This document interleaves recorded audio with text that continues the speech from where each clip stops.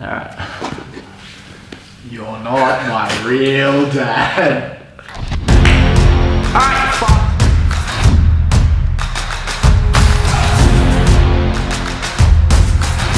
Alright, I'm gonna bleep that. I'm gonna try using bleeps in this video series.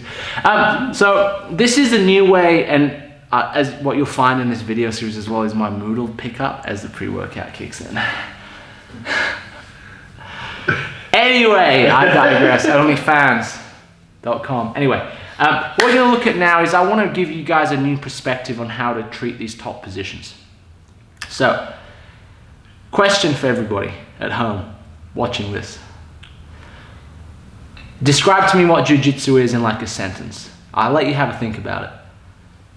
Now this should scare you. If you've been doing jiu-jitsu for a year, 2 years, 3 years, 4 years, and you can't describe to me jiu-jitsu, then holy shit, what have you been doing with your time in jiu-jitsu, right? And do not say what Joe Rogan says, where it's problem solving with dire physical consequences or whatever BS that is, right?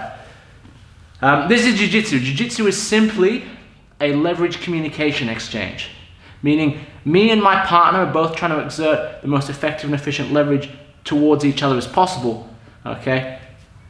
Leads on to how you win at jiu-jitsu, right? Have a think. How do you win at jiu-jitsu? Don't say submission, okay? Don't say that. This is how you win at jiu-jitsu. You win at jiu-jitsu by dominating that leverage exchange, meaning that you are better, you are more effective, you are being more efficient at developing and communicating leverage to your partner than he is back to you. What does that look like? When you're on the bottom, have a think. How do you create or communicate leverage towards your partner when you're in the bottom? Have a think. I've got time. Again, it should terrify you if you don't have a good answer for this question. If your answer is I hip bump, all right, push, all right, explode, man, come train with me. All right, when you're on the bottom, you communicate leverage to your partner through framing and structure. That is it. That is your main weapon. So if you don't understand how to frame and how to create structure, watch some of our previous videos that we filmed at this gym. It is so, like, you can tell straight away when someone doesn't actually know how to frame effectively. And framing effectively doesn't mean you touch their hip or you get a cross frame or a snake bite.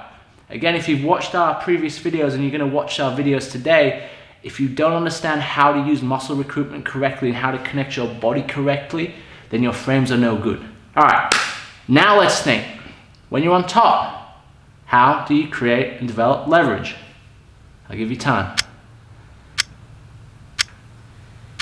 Bah, that's a jump cut right there. I'm a jump cut. All right, when you're on top, you communicate leverage through weight displacement. Okay, by leaning on your partner effectively. That is, when you're on top, you're applying weight to your partner. So bottom framing, top weight displacement. Secondly, let's talk about hips really quick. Let's point your hips in jiu-jitsu. I'll give you time. This is so your hips. A good analogy is to think of back and mount and the difference between back and mount.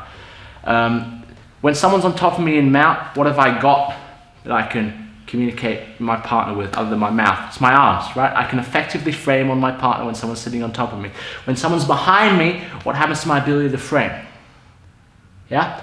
So thinking about that scenario, your hips direct where you are most effective at operating with your leverage. So if you're on top and you start switching out for God knows what reason, all of a sudden you'll find your weight is no longer effectively interacting with your partner. When you're on bottom, your hips will generally back your frames up, or your frames will generally back your hips up, whichever, but your hips need to be involved in your frames, and your hips need to be pointing in the direction you want to be strong in your frames. Last point, and this is all extremely relevant biomechanically to understand what's actually going on in jiu-jitsu, right? Because jiu-jitsu is not simply let's remember some techniques. Again, it is painfully obvious when I roll with someone that's just repping techniques on me, or someone that actually can make decisions and appropriate decisions in the context of the situation that's going on when we're rolling.